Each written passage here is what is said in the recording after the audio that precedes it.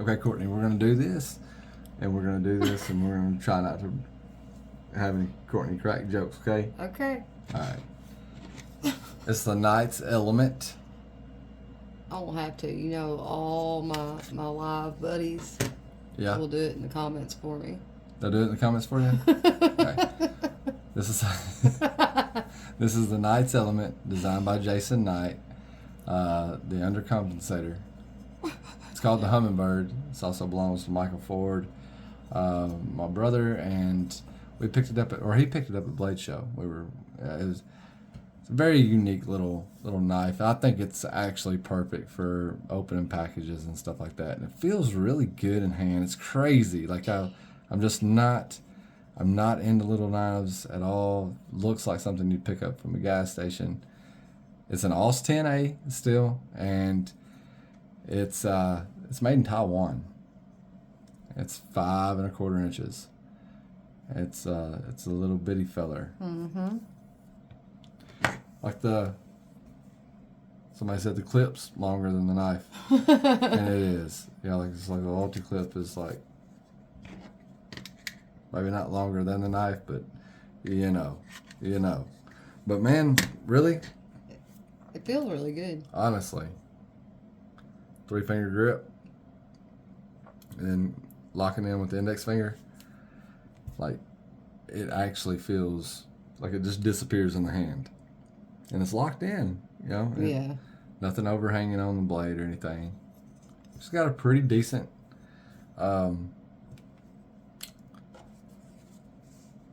Your makeup remover or whatever those things are. Got a pretty decent little sharpening choil. You do have a recurve, and it's like a harpoon. Is that It's a flat grind. Oh, go.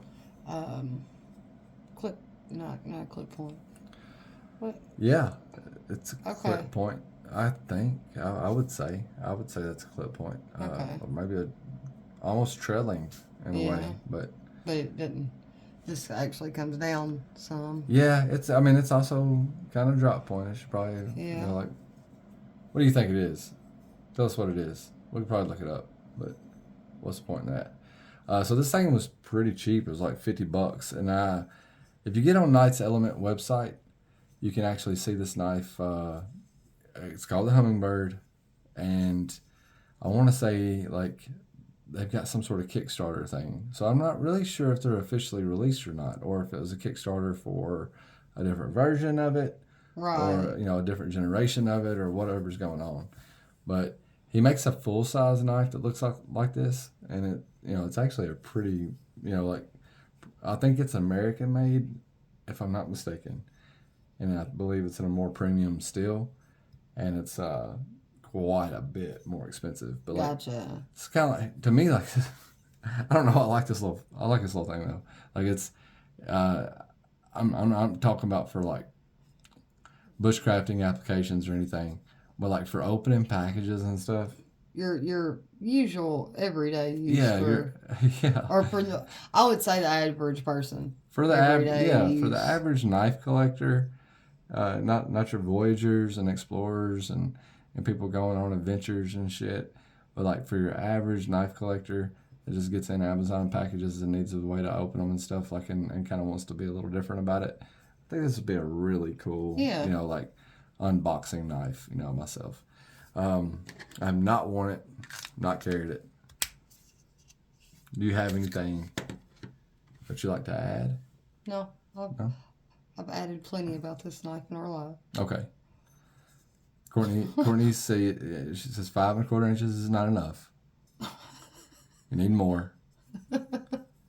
Every time I call it a 5-inch knife, Crispy Critter comes in and adds the 1/4 inch. Doesn't allow me to forget that. I think it's a cool little novelty piece. It is a functioning tool. I think it would have its place in application. It's almost. See, it's not like barely too short.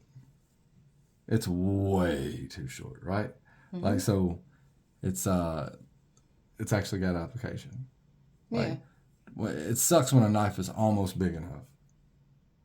but not quite, right? And it also sucks when it's just barely too big. Mm-hmm.